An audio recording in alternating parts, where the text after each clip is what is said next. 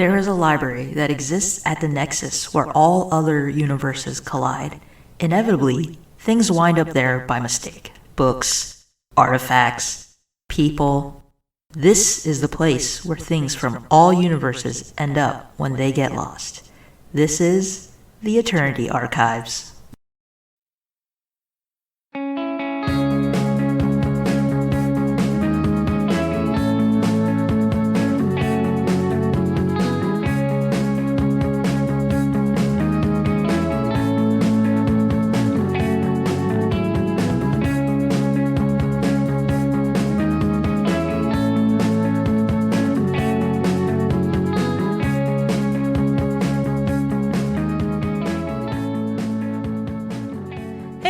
Welcome to the Eternity Archives, an actual play podcast where we play interdimensional archivists trying to hold together the fabric of reality.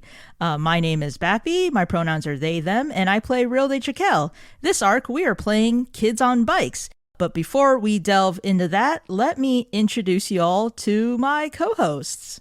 Hi, my name is Ziva. My pronouns are she, her, and I play Linda, the human office lady, who canonically was a much wilder teenager than an adult. You know, for a Linda's type definition of wild.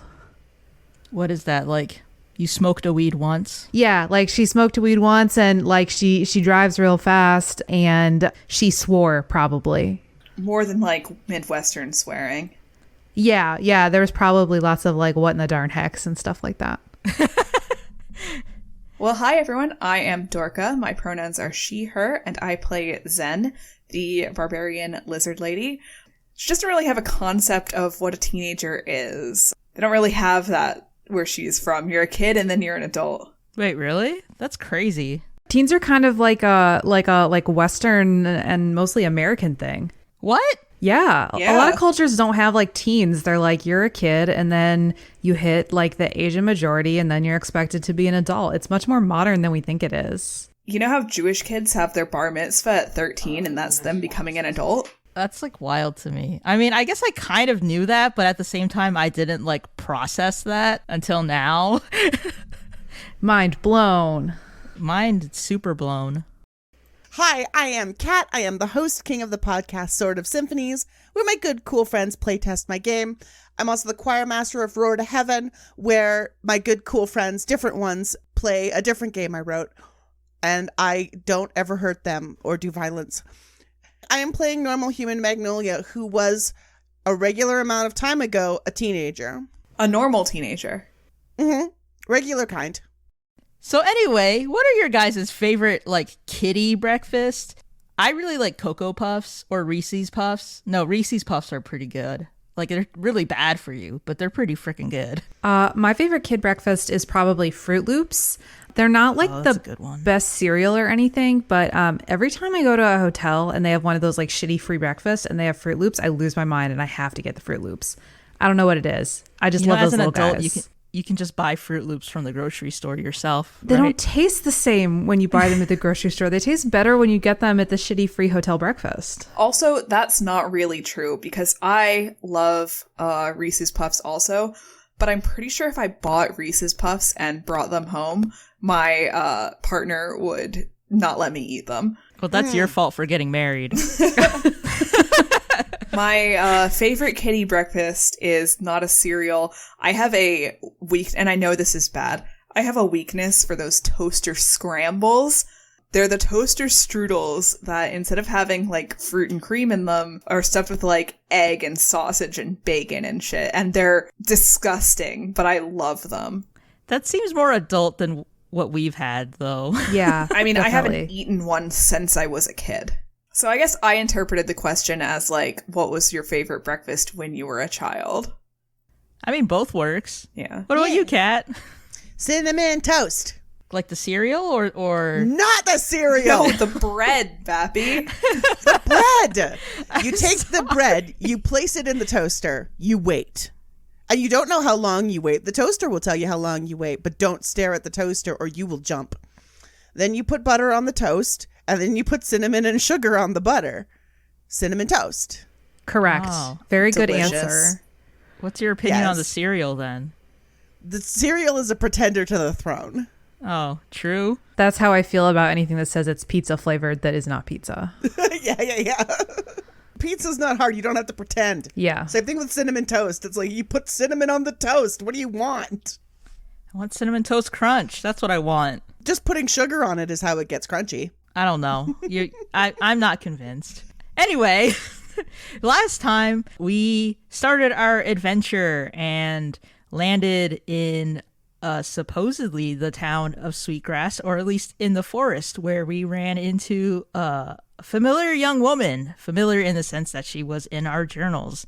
And now we will find out who she is. But before we get into any interactions, what is all y'all's outfits? Because we're in a specific era. So what era is this? This is the 1980s, specifically. Oh, sick. Okay. 1985. Magnolia has taken the form of a skinny little kid wearing like white leggings and little sneakers and a massive blossom pink hoodie, like way oversized. And they just got their little leggies sticking out the bottom.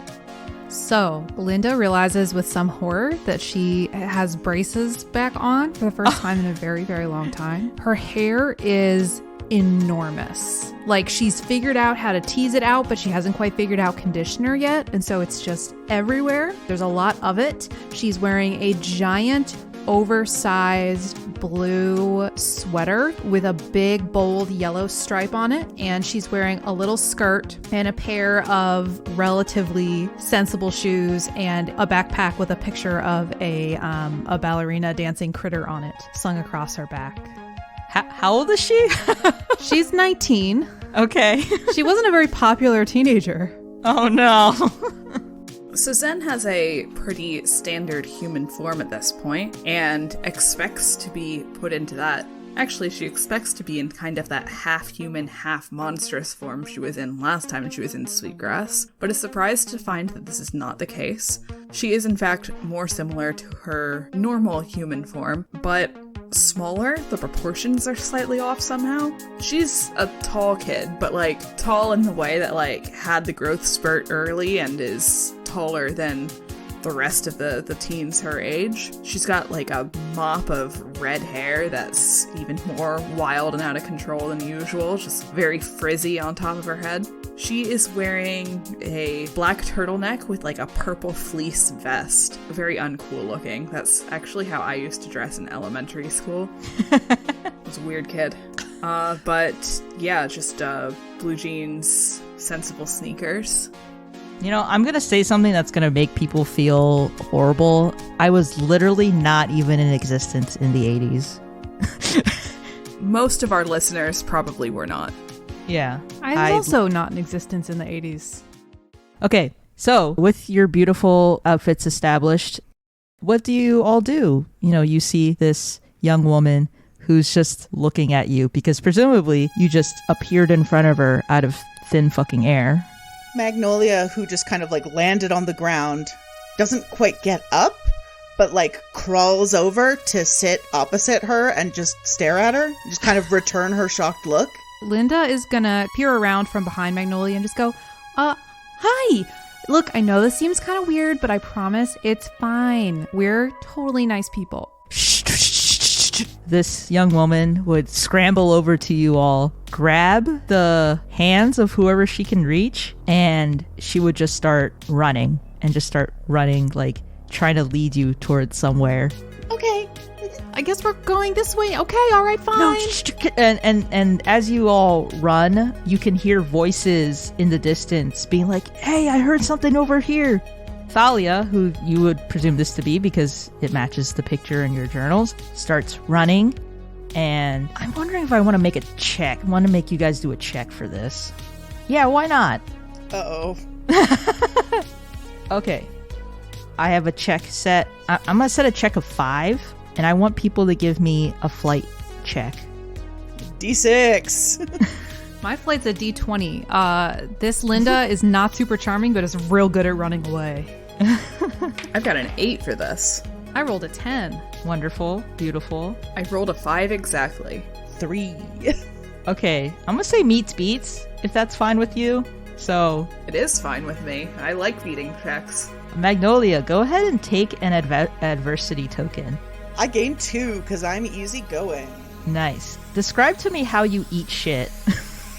Magnolia is not used to this body and is very focused on trying to acquire a body that would be good for this, and has still not quite realized that in this world, Magnolia is not a shapeshifter. Oh no. And they just kind of like trip over something and just completely faceplant on the ground. And they're just like lying there staring at their hand, just like, I'm stuck. I'm stuck. I'm stuck. So Thalia, because you tripped and she was holding your hand, she also trips and just like face plants in the dirt. I guess Linda, since you succeeded pretty well, you managed to avoid this fate. As this all happens, you hear the footsteps of a couple people getting closer. You know, more of the yelling where they're like, oh, I heard the voices over here. I think she's over here. Magnolia stands up and just stands looking at where the voices are coming from, and is like, okay, flight didn't work. Probably you should hide, everyone. Thalia, you see, scrambles over behind a tree, behind a thick tree trunk.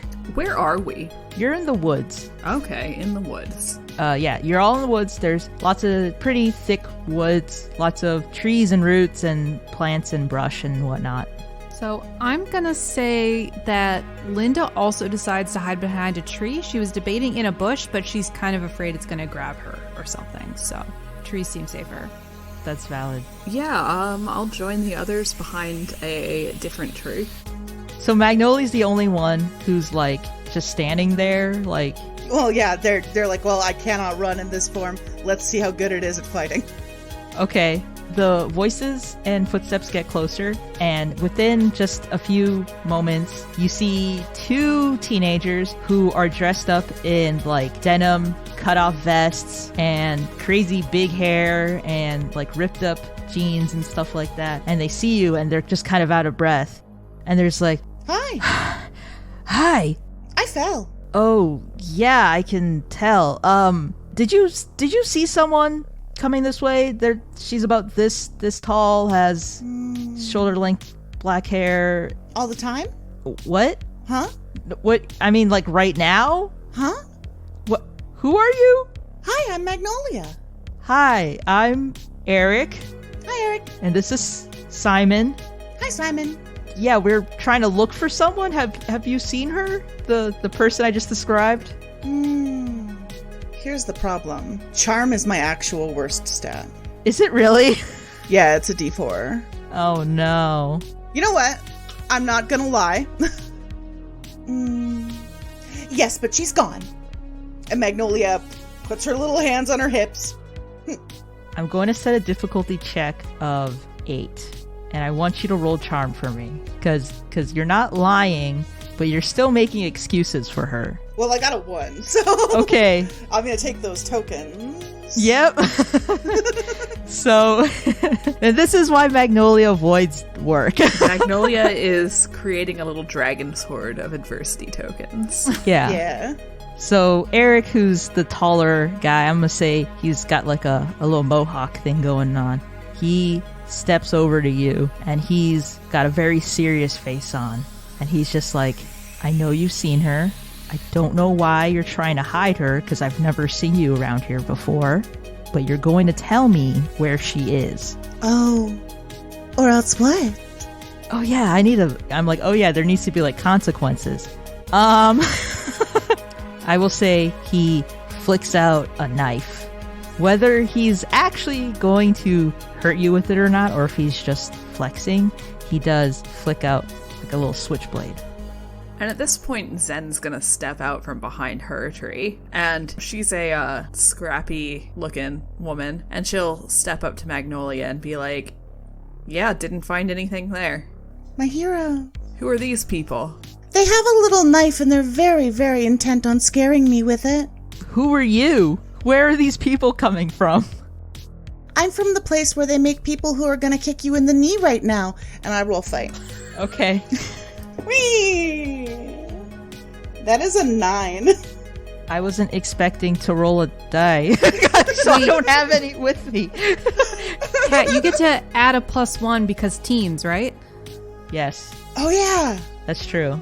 So that's a 10, yeah. All right, I'm rolling. Wait, what are you rolling? Okay, so the chart here, because there's a fight chart, it says you just have to roll. I guess. I thought you just said a difficulty. Well, but there's an attack chart where it's like defender's roll is greater than or equal to attacker's roll. Attacker's roll is greater by 1 to 3. Ah. So, Oh. I mean, do you guys? How would I resolve this? I assume because of the presence of this chart, it meant that I also need to roll, but maybe that's wrong. That would be the assumption. Yeah. Okay. Well, I rolled a 10, but you have adversity tokens, right? So you could use those. Yeah, I'm gonna spend one of those. Okay. So you get an 11. How old are you? You can't be more than 50. What's wrong with you?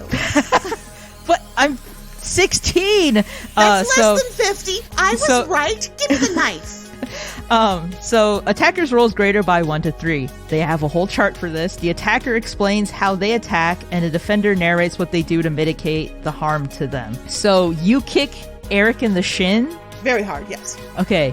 He probably holds his shin just as a reflex, a knee-jerk reaction. It's with his dominant hand, which has the knife in it. So you can disarm him if you want, because you did succeed the fight roll. I would love to have the knife. Okay, so you take his knife. How practiced is Magnolia with the knife? Not very. Magnolia's not practiced with having hands. Oh, what? Okay, interesting. So at this point, Simon rushes over to Eric's side, and he's brandishing his knife. And he's just like, okay, all right, look, we don't want any trouble, all right? Oh. Okay, we're just looking for a girl. Thalia, shoulder-length black hair. She's got something that we need. Give me your knife, too. What? I'm not gonna give you my knife? Yeah, we both need knives.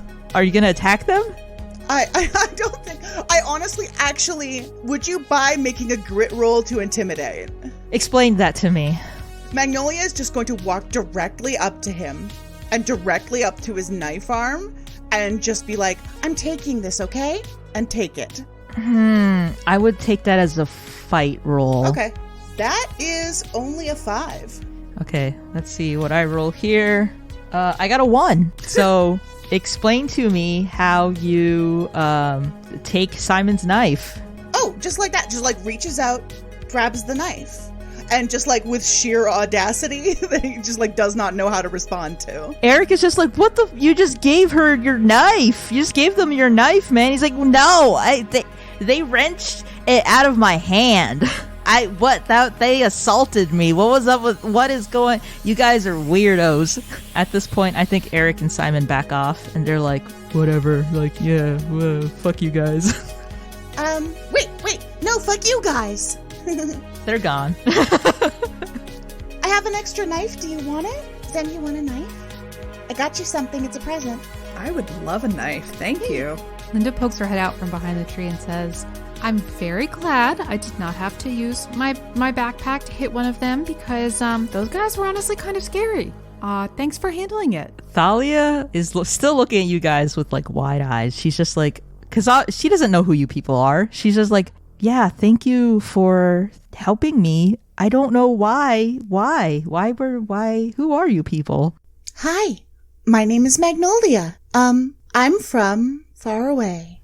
Okay. My name's Linda. I'm from Ohio. And we are just here to, give you a little help. Someone told us you might need a little help. I'm Zen, and I'm also from Ohio. She doesn't know any other Earth names, so she's just going to follow Linda's lead here. Okay, Ohio's kind of not too far, but you guys came all the way from Ohio to help me? I have my driver's license. Oh, wow. That's cool. That's rad. I know what a car is. I'm glad to hear that. So we were just, we were just out and about, and we heard you might need a little help, and so we thought we'd come by. And sorry for showing up all suddenly. It must have looked like we just fell out of thin air. That would be so wild. But no, we're just, we just thought we'd help. That's what we do. We help people. Do you want something to drink? Huh? Magnolia rummages in their backpack and pulls out the thermos of tea that they have. That would be lovely, actually. Why don't I take you back to where I'm staying and maybe we can have a talk and try to gather our bearings, I guess. This is a lot to take in. So she leads you through the woods. Seemingly there's no landmarks or anything. It kind of almost seems like you're just wandering around the woods. These woods that seem to never end. But eventually you make it into a clearing. And in this clearing, it's almost like an outdoor settlement. There's some furniture and trees covering to provide shade. The furniture's kind of got like vines and flowers and whatnot wrapped around them and adorning them. What kind of vines and flowers? Just normal vines and flowers, yeah. But as you all cross into the threshold, there are trees that grow into place and cover the exit, obscuring that entryway. Linda does not like this. She's going to stand as close to the exit as she possibly can. So Thalia gestures at like this metal garden table that's kind of up near the front. Yeah, sorry, this isn't the most cozy. I've kind of had to hoof it the best I could. I'm kind of on the run right now, sort of. It's a lot to explain, but please make yourselves at home. You really helped me out there. If they caught me, they would have dragged me back home, I guess. And she sets the thermos on the metal garden table and rummages around in some boxes for like cups and stuff like that. Well, who were they? Friends that I'm in disagreement with at the moment. Some of them want to discuss things, and I no longer want to discuss things. That's very vague. Can you elaborate? I'm sorry I kicked your friend very hard in the kneecap. Oh, it's okay. Eric's kind of a dick. That's fine. You should have kicked him harder, honestly. Okay, I will. I don't mean to pry, but they did not seem very friendly. And I'm gonna go ahead and assume that they were looking for something that is yours now that used to be theirs? No, not quite. They're looking for me specifically. Oh man, there's a lot of backstory and political kind of culture and stuff. You know what? Let's take a seat. Why don't we take a seat? Okay. We'll have some of this tea. I have a roll of Ritz Bits crackers. That's all I have. I couldn't really bring a lot with me. What? Sorry, what is everyone's name, by the way? My name's Thalia. Once again, thank you for saving me. It's very nice to meet you. I'm sorry for getting you wrapped up in my mess. Oh, it happens. Does it? All the time. We're used to it. Don't worry about it. Okay. All right. I'm Magnolia. It's nice to meet you. I'm Zen from Ohio, remember? Oh yeah, that's right. We did say each other's names. Right. Yeah, go ahead and take a seat. And I think instead of there's metal seats, there's probably only one garden seat to go with the table. So Zen doesn't need a chair. She just sits on the floor. So what happens is grass and flowers and vines start forming out of the ground and thicken and grow into a little stool seat. And she makes 3 of those for you all to sit in. Wow, you are very good at plants. Yeah, that's one of the reasons people are after me, I guess you could say. Okay, you all aren't from this place. We're on the outskirts of a town called Sweetgrass. It's a town that, me and my friends, and Eric and Simon and our whole group, we grew up here. It's an okay town, but the mayor's kind of a dick. Oh, we know about him. You do? Wait, I thought he was dead. No, what? Why would he be dead? I mean, that if he was dead, that would fix so many of my problems, honestly. I guess they probably got a new mayor, didn't they? They have elections every few years, I guess, but I mean, his family's been in charge since forever. That's one of the reasons he's a dick is, it's almost like you say it's democracy and it's not really, because it's always his family that wins. Yeah, that's, human sacrifices and stuff. Oh, you know about those. How do you know about those? I am a journalist So other people know about this. These are my friends. They are my journalist assistants. Smalltownfestivals.blogspot.com. Yeah. A what? A blog spot? Yeah, like on the internet. I don't know what the internet is. What is the internet? That's a good question.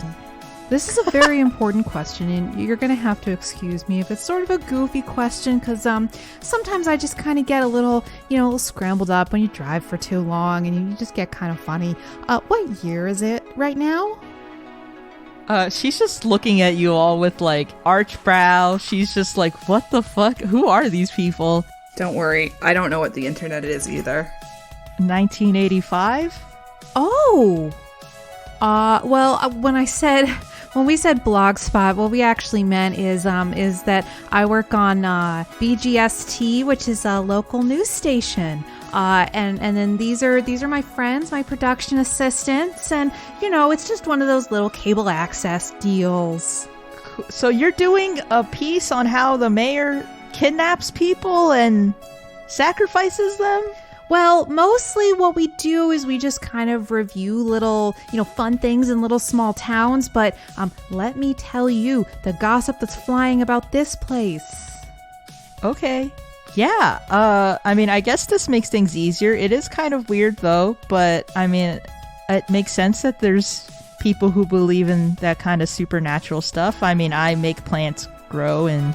You're very good at it. Oh, thank you. Yeah, so... like I said, that makes things easier. By me and my friends, we kind of have a bit of a feud going on with Mayor Whittaker. He does not like us. He keeps saying that our friends are misfits and troublemakers, and then they go missing, and no one really cares. And it's kind of a big thing. There's a lot of us who are not happy with this. But I can't get involved with all of that right now. And my friends want me to, because, the whole magic thing. And she kind of gestures vaguely with the hand as like a flower grows up out of the table and follows the movement of her hand. But I cannot get into a thing where some people want to burn down the mayor's house. Some people want to burn down the tree. There's like a tree in his backyard that people think maybe is the reason he's so powerful. I don't really know. I don't know how true any of that is. I just know I can't get involved with this right now. Let me stop you right there for a second. Give us a moment. Okay. Linda, team huddle. Okay, Zen, do you know what the 80s are? No. You're a mystery boy? It's before when I left to join the library. So we might be before we were in Sweetgrass. They don't have the internet yet. Okay. So this is some sort of weird time thing, right? Yes. What would happen if we killed the mayor? So, that guy is a real jerk, and I kind of would like to kill him again, but I don't think you're supposed to do that. Why not? We did the first time. Look, I'm still learning about all this universe stuff, but I don't think you're supposed to go back in time and change how things work in the future. Linda's taken Temporal Physics 101. Yeah. She's watched Back to the Future. She definitely has watched Back to the Future. She's watched Terminator. Oh no, the point of that one is you should change things in the past. Yes. Well, on the other hand, we might be able to save Sweetgrass a lot of trouble if we just go ahead and, pardon the pun, nip this in the bud. Hey, Rail. Yay, what's up? What happens if we change the past? How the fuck should I know? I have no idea. I've tried to read some of those astrophysics, blah blah blah, whatever books, and there's there's theories on what happens. Either you change the past and then the present gets unmade as, you know, a different timeline branches out, or some say the present timeline still exists, but then when you go back and change it, a separate timeline gets created because of, I mean, there's like a lot of theories. I don't think there's really anything anyone can do to prove what's real, right? So in that theory, there's no consequence to my actions. I mean, the consequence is that you created a brand new branch of reality. Which, it might be okay, or it might be that a bunch of robots take over and eat all of us. So that's kind of a mixed bag. I don't like the robots eating you part. Yeah. Yeah. Magnolia, you're wise beyond your years. What do you think? It's complicated, right? Yes, very. Like, how do we even know this is the same one, right? Oh, I didn't even think about that. Maybe this is the same one but a little different, so a different one? That's true. So right, because this is the same as yours, but a little different, right? Yeah, it is. It's definitely a little different. Well, I guess we're just gonna have to deal with the problem at hand then, and keep our fingers crossed because, oh boy. This isn't gonna sound very much like me, and I'm sorry. But what does the book say we should do? The book says, what the? I mean, it still says the same thing, but does the ink on your page look even like runnier than usual than it was? Yeah, Magnolia pulls the journal out. And you would see kind of all the same thing where like the ink is very much like running together and kind of like almost like bleeding into and off the page. Like it still says find her and decide her fate, but it's exacerbated the effect of the running ink. This is creepy. Yeah, I honestly this whole situation is giving me the willies. If we're back in 85, all I want to do is go watch an action movie and drink a tab, and I really don't want to have to make like universe-changing decisions anymore. So, but I think we're going to have to. At least we found her. We're halfway there.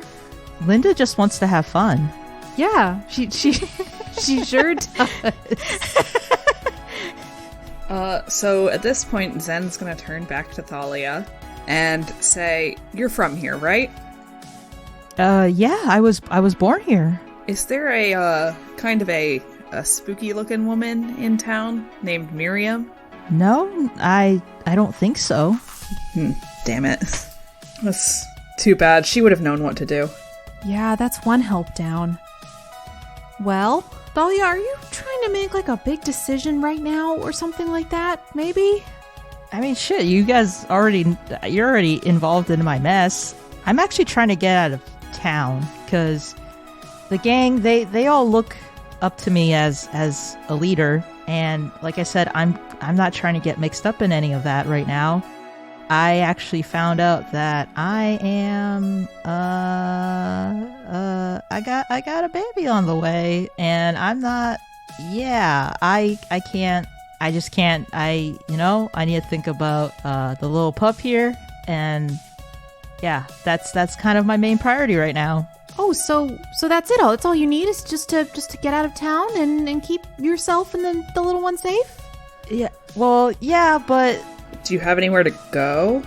No, not really, but I mean, I'm sure I figure out a way. The thing is, I can't leave yet because my little brother is caught up with all the excitement of the people trying to get something started against the mayor, and I need to find a way to convince him to leave with me because I can't leave him behind. He's my little brother. I need to protect him, and so that's why I'm still here. If all I need to do is run away, I'd be gone by now.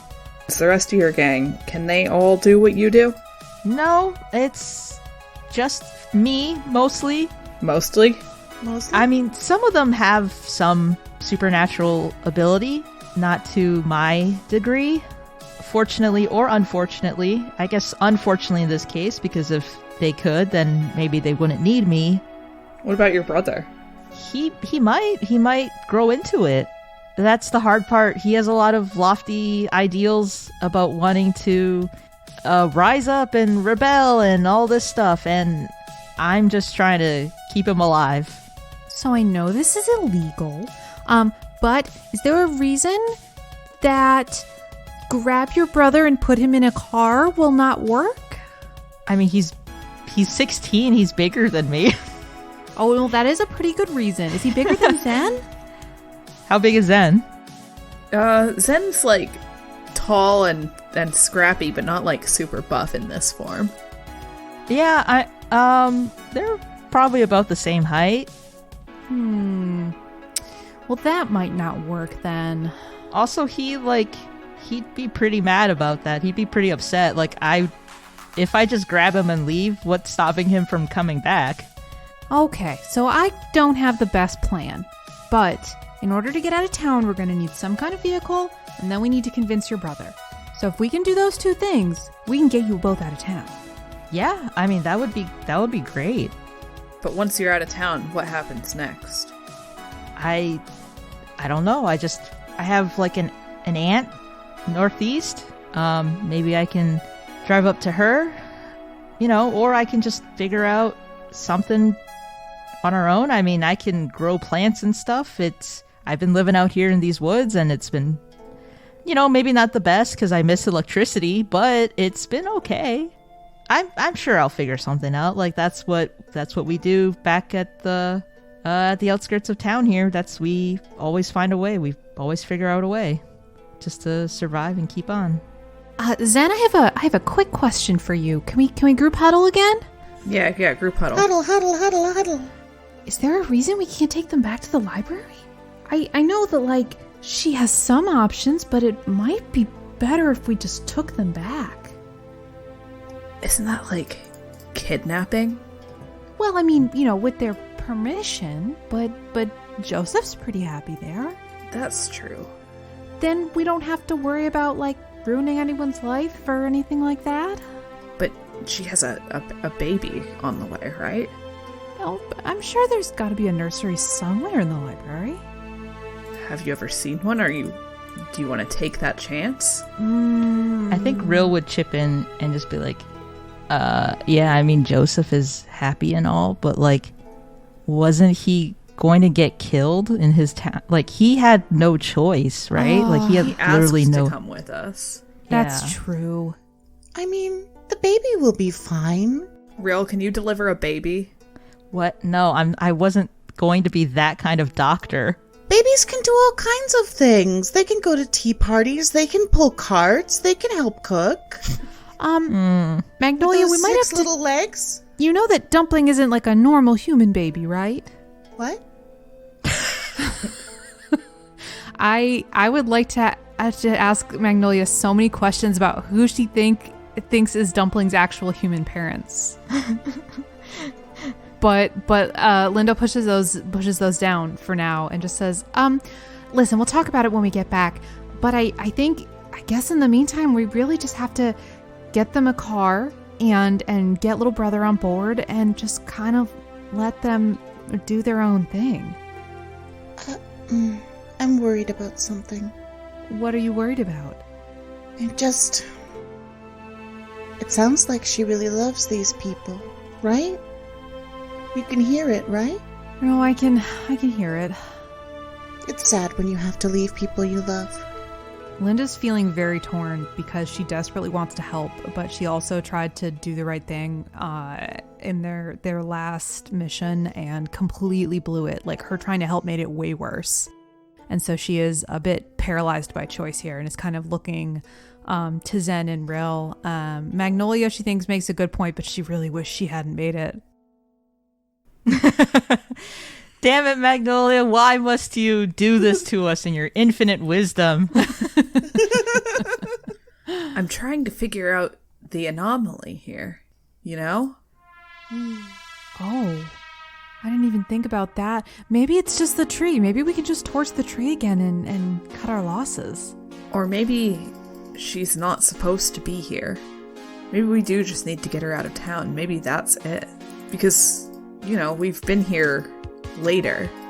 Yeah, she's not here, and there's definitely more of an anomaly then, clearly.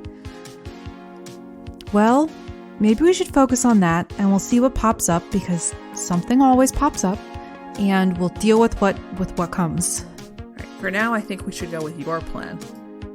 Get a vehicle, convince the brother. Okay, let's start with that, and hopefully we won't permanently wreck anything or go back to a robot future. Are you guys okay? You've been talking.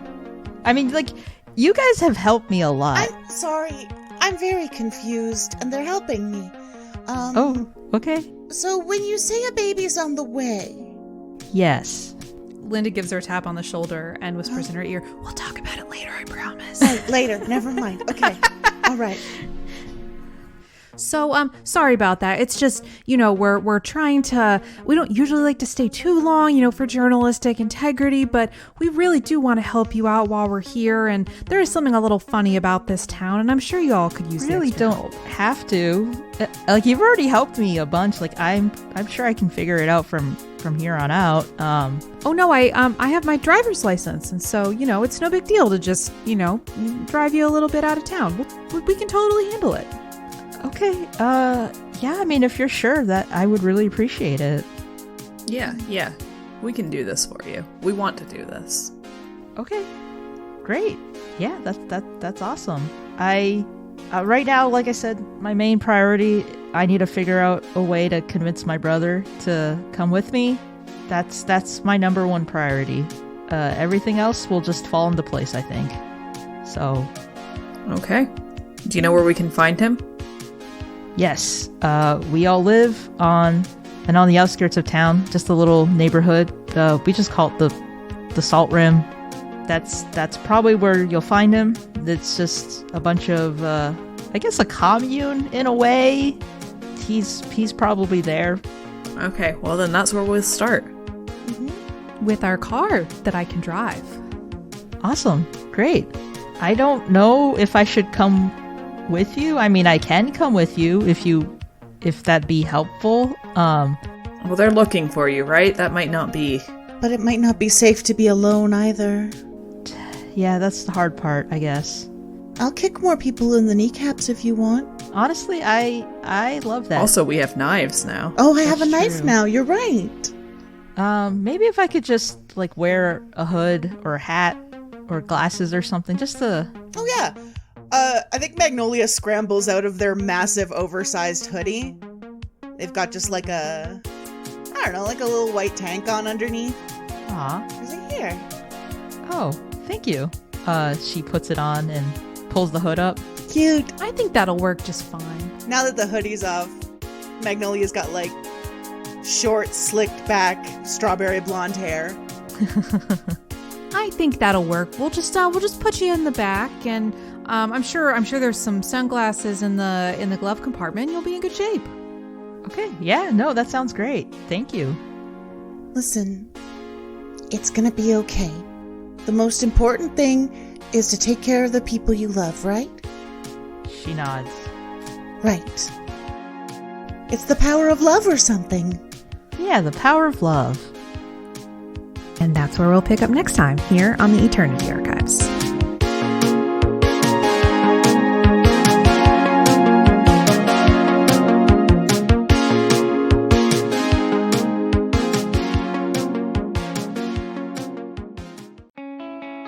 The Eternity Archives is hosted, produced, and edited by Dorca, Bappy, and Ziva. Find us on Twitter at @TheArchivesPod or online at theeternityarchives.com. Our intro music is Paint the Sky by Hans Adam, and sound effects are obtained from zapsplat.com. Check out our show notes for more information and some helpful resources.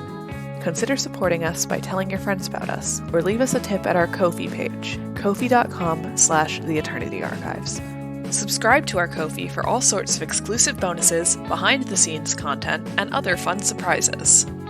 Thanks for listening, and we'll see you next time.